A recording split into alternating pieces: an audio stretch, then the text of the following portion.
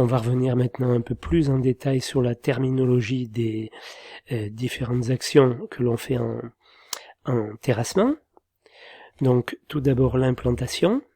Donc l'implantation, c'est la mise en place de chaises. La chaise, une chaise, c'est ça, hein, cette espèce de hache en bois là.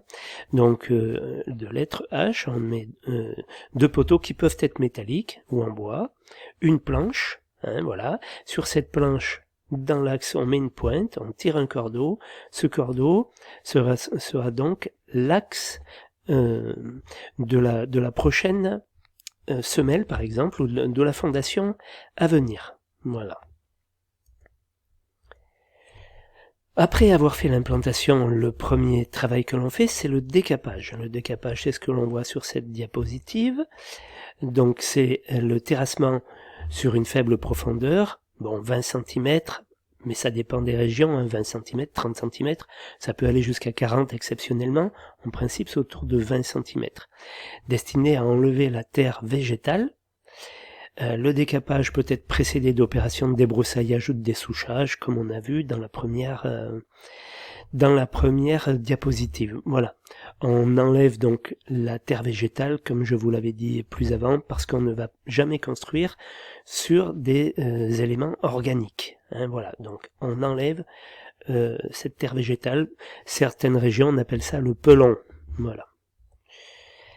Après le décapage viennent les fouilles, et donc ça peut être simplement des fouilles en rigole, par exemple, comme on voit donc ici, les fouilles en rigole, c'est cela. Donc ce sont des fouilles pour semelles filantes.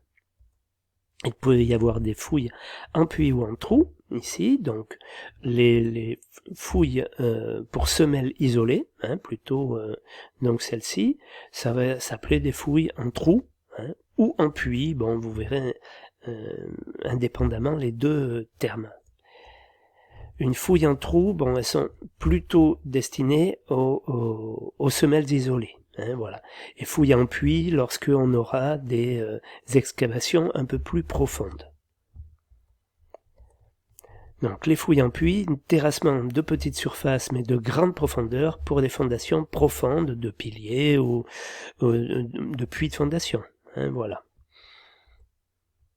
Donc les fouilles en pleine masse, ben voilà, lorsque on a une maison sur un terrain en pente, ou si on a un sous-sol, il va falloir qu'on creuse sous, en plus du décapage, on aura fait le décapage dans un premier temps, et dans un deuxième temps, on va venir descendre la plateforme, on appelle ceci une plateforme, à une certaine profondeur qui a été définie par le géotechnicien, par le bureau d'études de sol, et cela, ça s'appelle une fouille en pleine masse.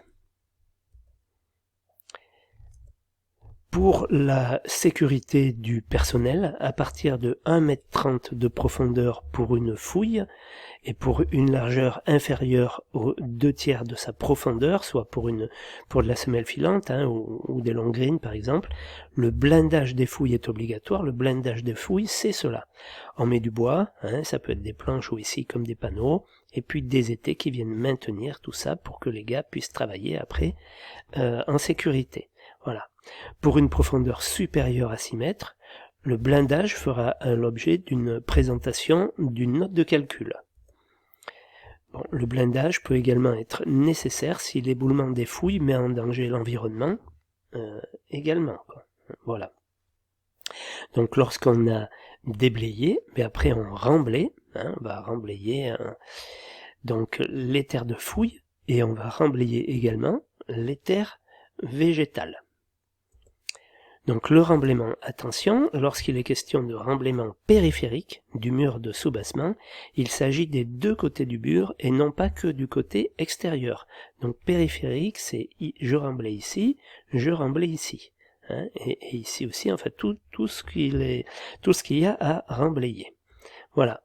Le remblaiement périphérique intérieur, lui, il n'est pas forcément mis en œuvre avec le même matériau que la forme en tout venant soudalage. Ça peut être les matériaux qu'on dit du site, s'ils sont sains et inertes. Voilà.